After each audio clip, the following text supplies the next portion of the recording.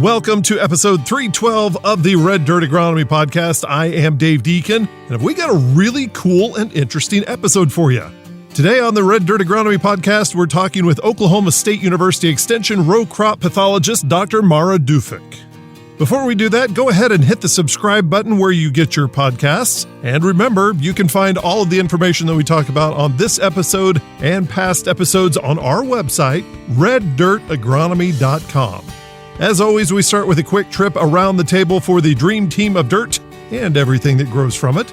Let's start with Oklahoma State University Extension Precision Nutrient Management Specialist. She's already told you stop asking about aflatoxin. Dr. Brian Arnall. And across from him is Oklahoma State University Extension Cropping System Specialist. Us corn producers are planting corn when you're prancing through your wheat fields. Dr. Josh Lofton. We kind of mix things up in this episode, so be sure and listen all the way to the end to see why an extension plant pathologist is the perfect career for Dr. Duffeck. But before we get to all of that, let's start with a quick crop update with Dr. Josh Lofton. You are listening to the Red Dirt Agronomy Podcast. Overall, compared to where we could be this summer, we've been hot. I don't think anybody's going to argue with that. We've been hot. It's been a very hot summer. Brian, one of my first summers here, we went all the way through the summer, and I don't think we went above 95 at one point in time. So we've had a lot of various summers since I've been back to Oklahoma. And this summer, we've had sprinkled 100 degrees since May, and it's been warm, and we're very consistently over 100 degrees. So from a summer crop perspective, that could be very bad. But fortunately, we've had a lot of rain, and not everybody's got every rain, and everybody probably didn't want all the rain they got. But we've been lucky enough that we've had these rainfall events sprinkled in. And whole saying in Oklahoma, if you get a rain in July, you're probably going to make a crop. Yeah. And we are kind of working towards that. And me and Brian were talking about this morning even, is that compared to where we were 2 weeks ago with the rain that we've gotten recently, it could be a lot different. And things have started to turn around. We started moving in the right direction. The biggest thing that I can say is that one, we're going fast. Yeah. We're moving very quickly. We will probably be starting to harvest sorghum. Yeah. And so the end of July is a time I don't think we've ever taken a plot out of sorghum in the end of July. Now we got it planted really early, so we got to take advantage of the heat and the warmth early. But it was at black layer last week. Wow. So we're moving towards dry down at this point in time. It's mature. Yeah. The crop's done. Yeah. The only thing we have to do is put it in the bin. So we're moving incredibly fast. Things are going really fast. The biggest negative is the bugs. Man, we have a lot of bugs out there. Especially with the folks who are doing double crop. I'm hearing a lot of calls. Got one earlier today of worms coming out and eating early trifoliates, coming in and taking out top growth. And so we're at a point where growers in that case normally in July would just terminate. You know, they'd be going they'd probably be going in and thinking of which wheat variety they're going to be planting. But the conditions are so good for July that a lot of them are thinking of replanting. We're gonna re-put corn in, we're gonna put sorghum in, we're gonna put a forage sorghum in, we're gonna do something because we've got so much moisture, and there's no guarantee in September it's gonna be here still. Yeah. So we're gonna do something. And so I've gotten a lot of calls on replant decisions. I've gotten a lot of calls on pests. Got a lot of calls on, can I still plant? What are my cropping options in the middle of July? And so it's very different. Is very different from the last 2 years, that the decisions we've had to make. But I tell you what, if we were having to make decisions, these are the good ones to make. Is that we have so much good conditions. What do we do if we got empty field? So it'll be interesting when we get to wheat to talk about what that's going to do on those decisions, considering that we were put in the same position early. We were down on our summer crop totals because nobody abandoned their wheat this year because it looked so good. Well, we're now on the same thing, as there's people throwing in really late double crop. How's that going to impact our wheat acres, our grazed wheat acres? What is that going to do? And I think that crop decision makes so much of that. So It's going to be interesting. The next probably 2 months are going to be interesting how this summer lets us out. The good thing is some of our crops that would maybe be a later wheat crop are coming out early. So if folks want to go in and do a grazed wheat, they have the opportunity to, because we're getting a crop out in July and August instead of August and September. But then we have crops that are going in the ground that won't be done until November to December. Right. And so what are you going to do with wheat? Amanda's got some great information on some really short season wheat that she might be able to interest you in. But I mean, it really changes the dynamic of that system. What are you seeing, and this will lead into others, but we've had that interesting summer where we're getting those random rainfalls, and so we're catching some moisture, much needed moisture. We throw humidity, but we're drying quickly.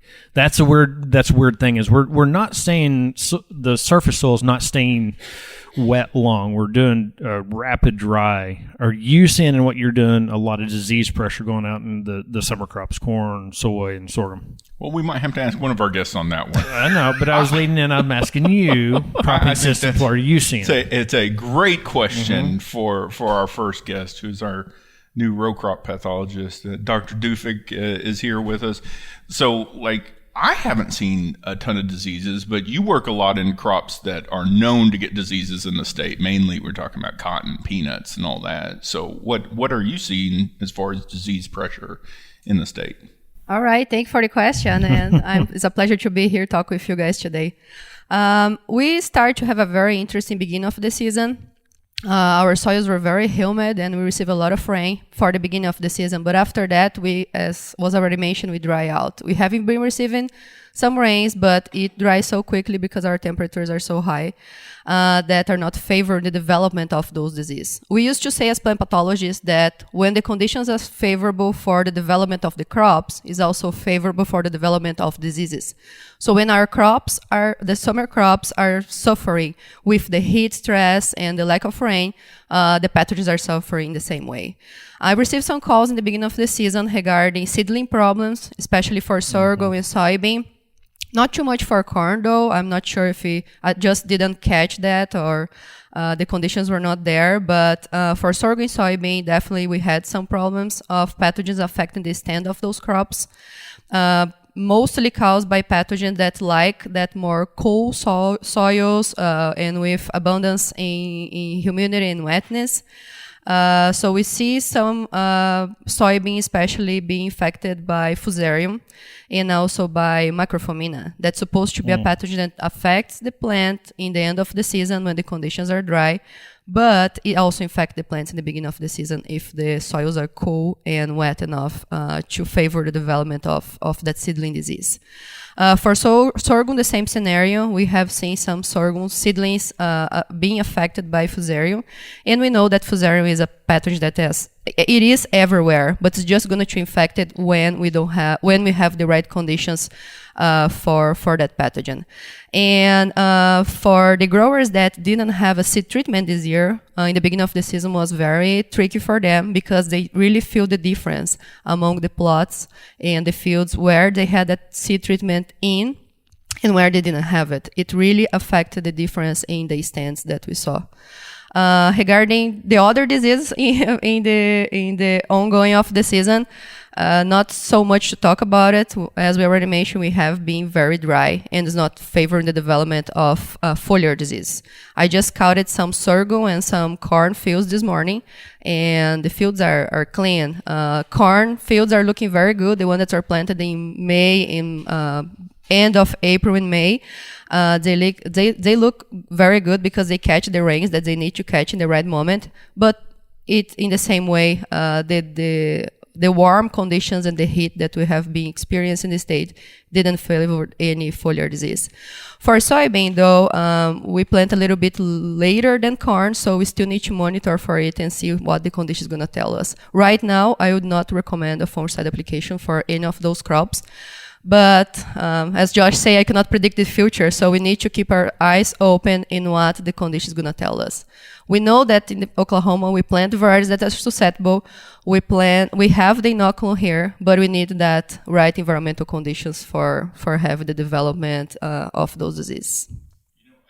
I was talking to a grower this morning, and I think it's one of those things that sometimes our conditions in Oklahoma, we learn a lot from a year, but then we don't see that type of year again for 3 or 4 years, maybe a decade.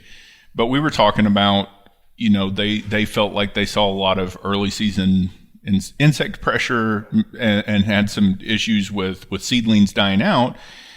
And, in the time that they planted, they were incredibly wet. So we had to re-talk about, seed treatments being washed out of the system and being, you get a 4-inch rain after you put seed in the ground and the seedlings up, then I don't know how much of your seed treatment you still have in that active zone. So yeah, you put seed treatment out. It should be protecting against the insects and the diseases, but you also got 4 inches of rain. It's not there anymore. Same thing works with fertilizers. Well, I mean, I'm going to say how often. So, I basically lost seedling blight in the Panhandle.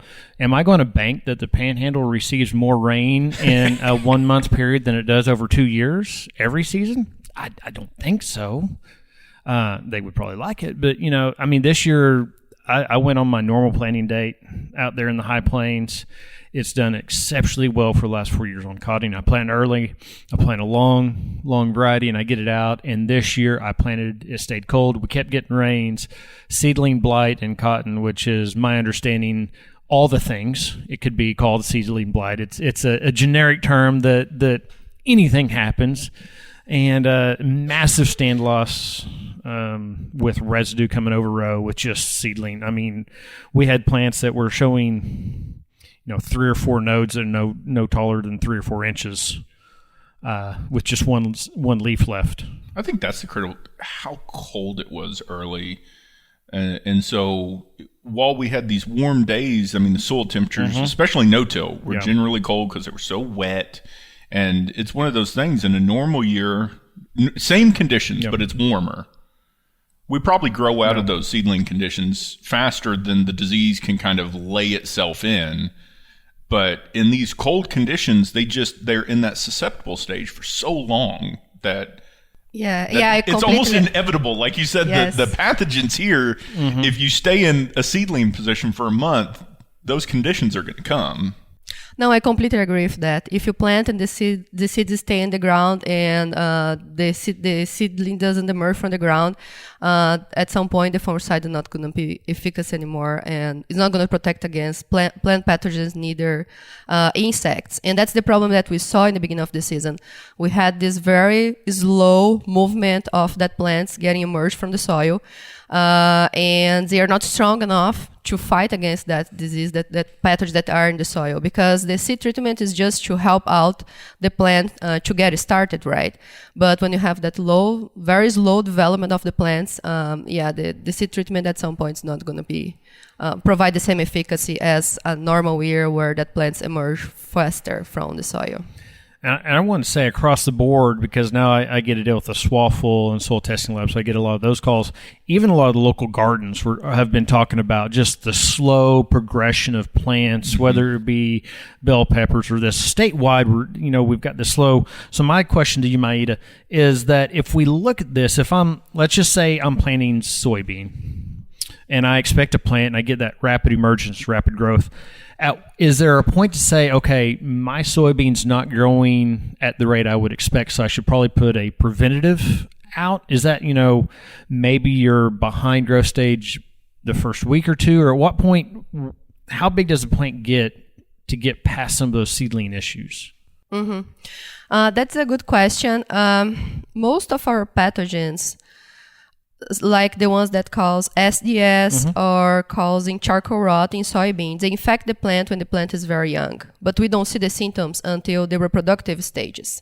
So it's very difficult for us to say exactly when is the point that, okay, we're safe now and we are not going to suffer any problems with seedling disease, because we call seedling disease the disease that we can detect it early in the season, right? Yeah. But we have other disease that actually affect the plant in the reproductive states later on in the season that was infected as a seedling, but the symptoms we're just going to see in the end of the season. So it's very difficult for me to answer this question correctly for you and say, okay, that's the point that the growers would be safe.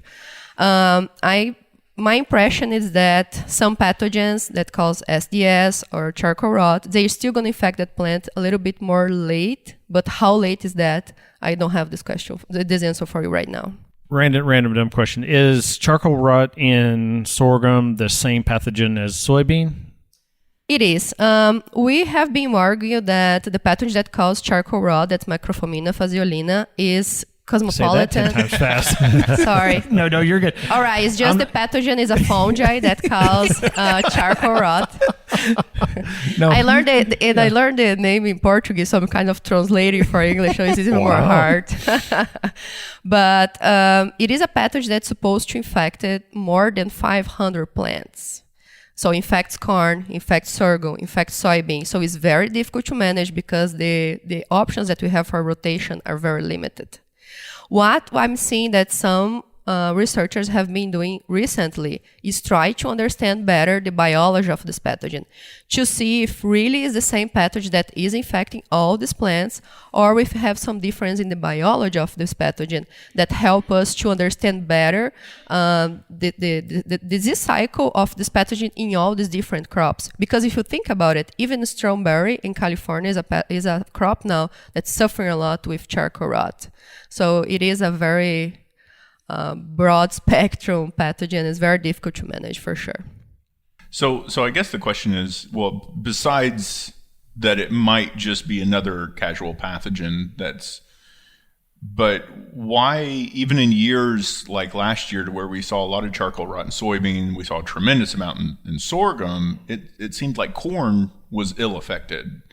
And I can't, maybe Brian, you have. I don't think I've ever seen a year to where growers are like, I mean, we just got to pull in the tanks. Charcoal rot's too bad in corn. And I might not have heard that, but are there other like environmental conditions associated with corn that make it to where even in a year that it could be really bad in sorghum and soybean, it just isn't in corn? Mm-hmm. What we know is that for some crops as corn, actually, I state that a little bit. I need to state this a little bit different.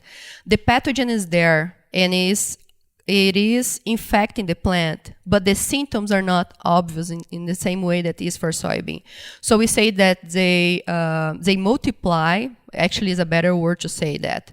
The pathogen that causes charcoal rot multiplies in corn and also in sorghum, causes disease in sorghum, but the symptoms, we don't see the evidence of the symptoms in the same way that we see for soybean. Soybean is definitely a crop that's more affected by charcoal rot. It's more susceptible. For some crops, we see the pathogen multiplying, so is it surviving in the next crop? Is multiplying, the inoculus increasing, but the symptoms of the disease is not sometimes there. So I'll be honest. I usually associate charcoal rot with sorghum and know the problems with it. I didn't know until today that it was in soybean. So what is the are we talking about lodging? Is it just plant death in soybean? What's the impact of charcoal rot on soybean? In soybean, it ended up wilting the plant and killing it over time. So we start to see this early senescence of the plants in the field, and then we don't have the conditions for doing the pod filling, and it definitely is going to decrease our yields. The thing that's difficult to diagnose charcoal rot in the field is that most of the time charcoal rot is misdiagnosed and mistaken with other problems that we have in the field, such as areas where we have compaction, areas that the plants are already suffering with drought and heat stress, is the same conditions that favor the development of the disease. So it's very common for us to go in a grower's field and the grower says to us, this is a part of the field that is being more dry throughout the season. And we go there, we pull up some plants, and then we see the formation of these black structures in the stem. You can open up, or sometimes even outside the stem of the soybean plants that the pathogen produce microsclerotia. That is a very small, very tiny black structure that's going to survive from one season to another. So what we really see in the field is the presence of this, I would say this gray color is a different color when the plant is senescing in the right conditions, when the plant is healthy, that we see like more a yellowish, brown. But for charcoal rot, it's kind of a grayish color that you see in the field. You can pull up some plants. You say that the pod didn't finish the filling process. The yield got reduced. And when it's a little bit early in the reproductive stages, we can see that the plant is wilting. So in hot days especially, you can say that that plant is suffering more than others that doesn't have the disease. Yeah, I mean, and you can even see it with, like, once you open that stem, that vascular tissue's just dried out like styrofoam. And so, like, it's drought conditions just on steroids. You know, it's the quicker formation, and that's how I've always seen it in Oklahoma. Is just things look droughty. It's just been season long. It's always been off, and that's kind of what they kind of diagnose there. So I guess one of the other big things, and we can clip it out if you want to, but we definitely won't, is we always have an issue with aflatoxin. I mean, do we think this is an aflatoxin type year, or have we surpassed those conditions that we're probably in the clear of aflatoxin? Have you gone and seen some that have that aflavus in the field that we might be looking for that? I scouted some fields, but I haven't seen any ear rot problems. I saw some caused by Fusarium, though. That's explained because some fields have been receiving more rain. And when that plant was infected around R1, R2, the pathogen sometimes is there, multiplying, but it's not causing the symptoms. So now in the end of the season, before harvest, we're able to open up that ears and see if you have any damage caused by fungi. I haven't seen anyone with aflatoxin, the Aspergillus flavus that cause aflatoxins, but it's something that we need to look for, especially in areas that didn't receive as much rain as in the west side of the state, because we have been dry in these conditions. This stress, this heat stress, this lack of humidity favors the development of the disease. So I would say we need to scout for it. I personally haven't seen this season yet. Here's a question for either one of you. If we're looking at chopping and silage corn, does that get tested for aflatoxin? Does it matter? Because a lot of that goes into the dairy system. So I think that's, but I think most of the time that gets chopped pre-establishment of a good aflavus. So is there a good and a bad? Well, so aflavus isn't an issue. The aspergillus is not an issue because not all aspergillus produces aflatoxin.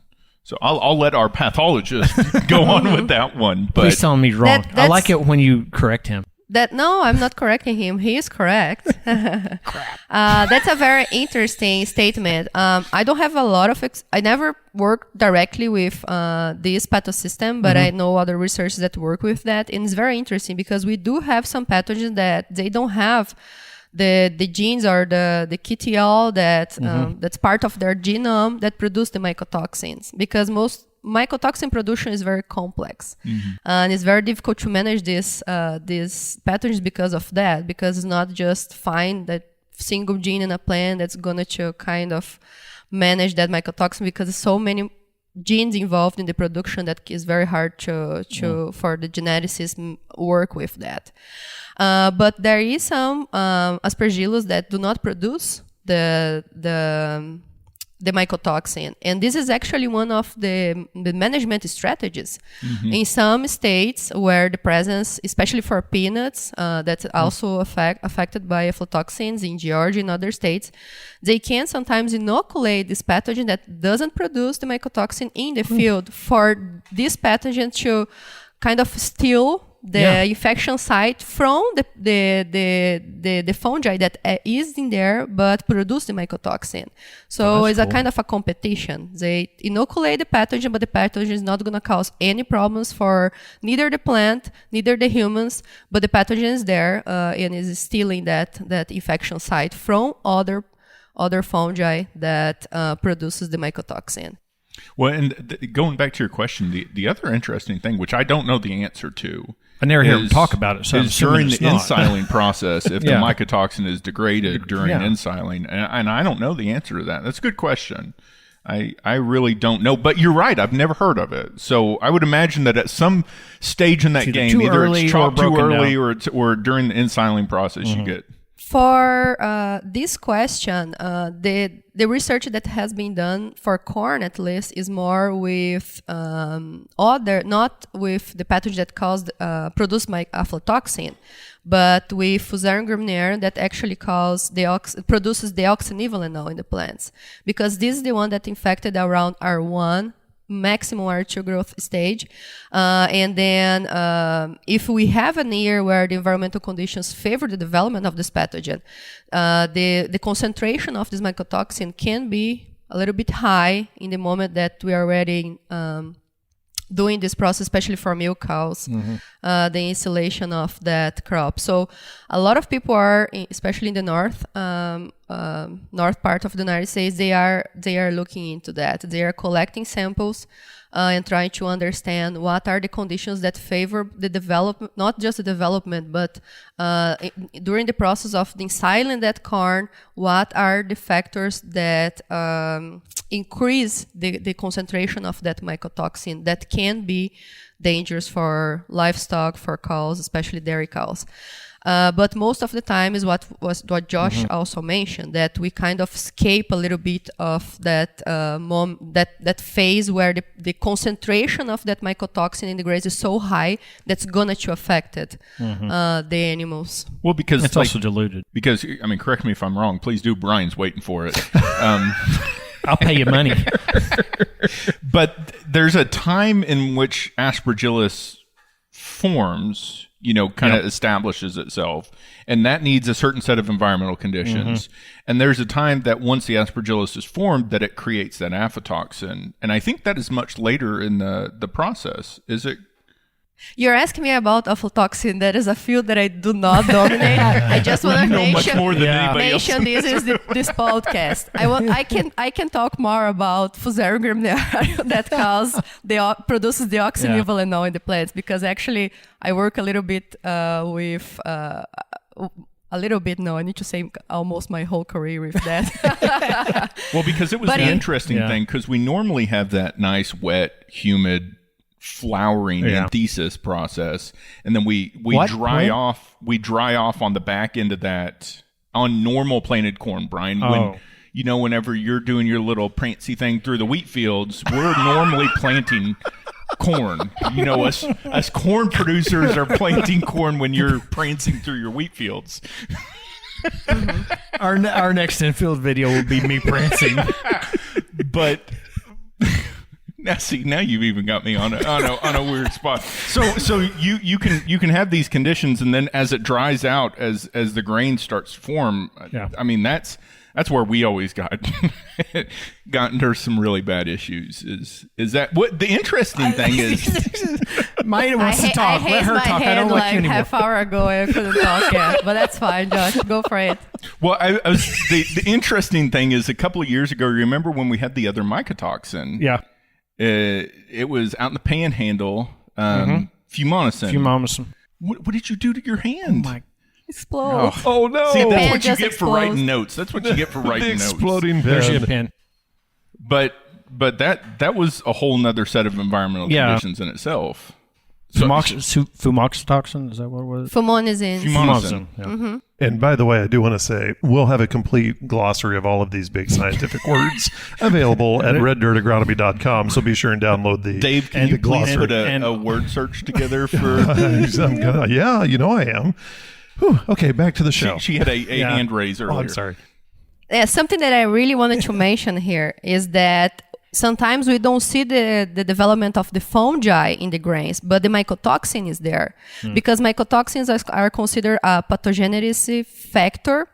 The fungi use the mycotoxin also to invade the tissue of the plants to help with colonization. So it's very important that even in years that we don't see the development of the fungi in the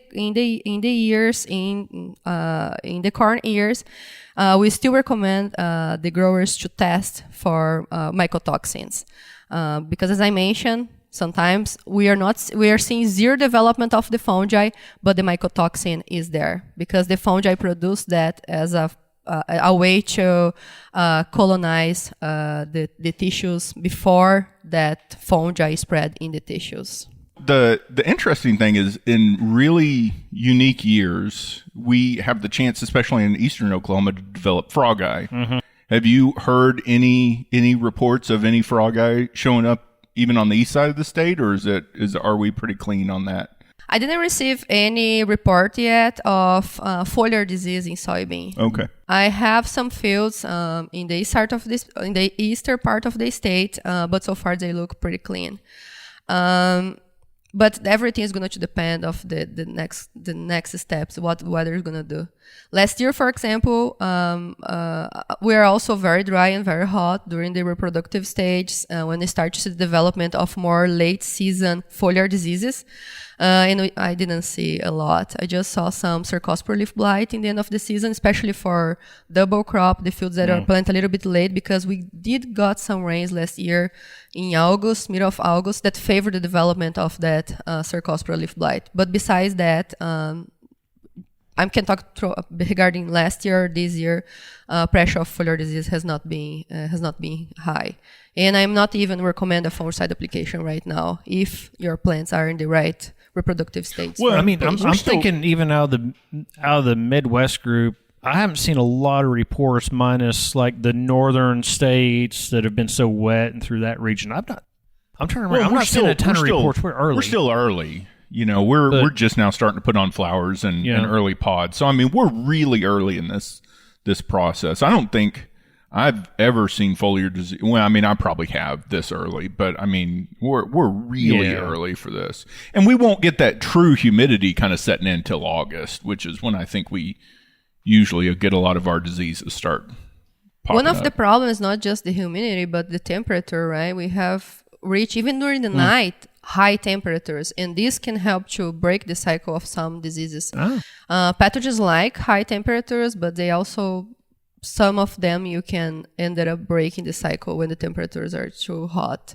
I did not know that. That's intriguing. So is there some thresholds that you would look for? Is, what is high?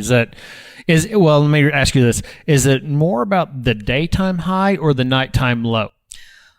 We have been seeing that the increasing of temperatures during the night are somehow influencing the cycle of these pathogens. And also of course, that when you reduce the relative humidity in the air, when you don't have the accumulation of dew in the plants in the morning, this can also influence for the lower disease development.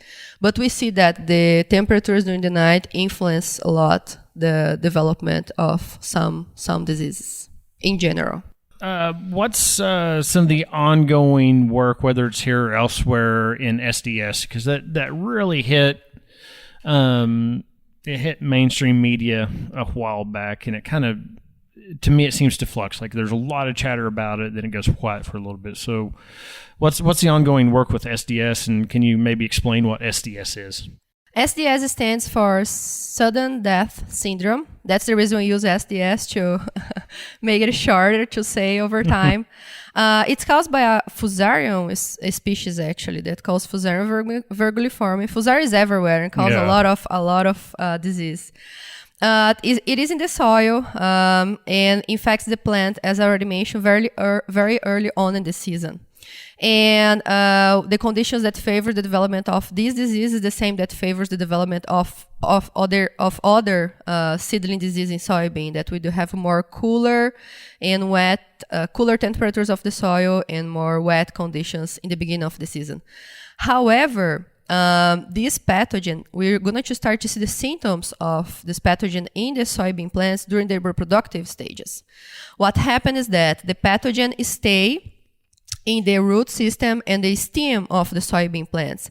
And what moves in the plants is the mycotoxin that's caused by this species of Fusarium as well as other Fusariums that produce mycotoxin. So when you see that the symptoms that we have that yellowish among the leaf veins that remain green, especially when the plant is already in R2, R3, towards the end of the season, is a symptom of the SDS. And in this point, if the growers decide to send some samples for analysis, they cannot just collect the leaves. The leaves for us is not, we can see the symptoms, we can say that it's supposed to be SDS, but we need to have the root system and the stem of that soybean plant as well, because it's from the stem and the roots that we are able to isolate the pathogen and really provide a right answer regarding what is the agent that is causing that symptoms. Because as I mentioned, the pathogens stay in the root system and the stem. What moves that is translocated in the xylem of the plant is the mycotoxin that's produced by that pathogen. Even from like 10 years ago, the management for SDS has changed a lot on seed treatments and genetics and stuff like that. That it's because whenever I was in Louisiana, we found it was basically you just aren't a soybean farmer anymore. You need to go to corn. You need to go to cotton. It's, because you till it, you spread it. Even we found that irrigation water moved it down the field because surface flow. Yeah, just that surface moving that soil down the field, and so that's just not the case anymore. I don't know how effective some of these management strategies are, but there's a lot of dollars in soybean going into SDS because it is such a widespread issue in the soybean growing region. We do have, I will not say that the management strategies, they change over time. I think we learn how to select them better and we know what's working, what's not working for SDS. So the first one measure that we use to manage soil-borne disease is everybody know that's crop rotation. So for SDS is not different. Crop rotation with other crops such as corn, plants that doesn't host this pathogen is still the first one. I think we did a better job to select some seed treatments that are more effective to manage SDS than other seed treatments. We do have a material in the Crop Network Protection website that is updated every year, and this include a table of the efficacy of seed treatments for managing seedling diseases. I do recommend, if you have questions about that, to consult that material. We can link probably this to the episode. I have a researcher in Kansas State University that is working a lot with SDS. He's inoculating the fields every season, and he is doing the selection of some seed treatments that work better for SDS. But not just that, he's also looking at the influence of fertilizers. And how the fertilization that we're using in the beginning of the season is also impacting the development of the disease, to reduce or to increase the development of that disease in the beginning of the season. And he doesn't publish yet all the complete results, but I know that he's looking at that, and we're going to probably see some of those published in the next years, especially regarding phosphorus and potassium and nitrogen, the micronutrients, and how this is impacting the development of the disease. But before we wrap this up, I do want to ask, you're from Brazil. Why was it the accent, Dave, that got well, you? it was either that or Jersey, and I couldn't really. But tell us about life back in Brazil, and then making your way to the U.S. and then on to Oklahoma. This is probably something we should have started with, but Josh, I was wondering if you guys gonna ask me that. But Josh did such a fantastic job transitioning into your expertise. But let's talk about what life was like back in Brazil and your way to Oklahoma. All right, sounds good. Yeah, I grew up in a very small farm in the south part of Brazil, in a city that is so small that neither the Brazilians know that I exist. It calls Monte Castelo, has 8,000 people, so it's a small city. And I grew up among farmers. My father was a farm, my family still farms, and I was always surrounded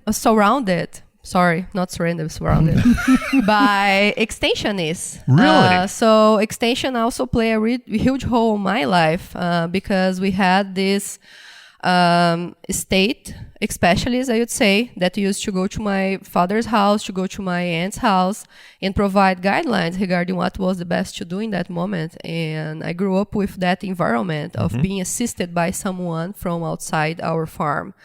And growing up, my dream was to become an agronomist because I also had the same dream of doing the same. Yeah. Of sharing knowledge with people that has less knowledge than I would have if I decide to go for a degree.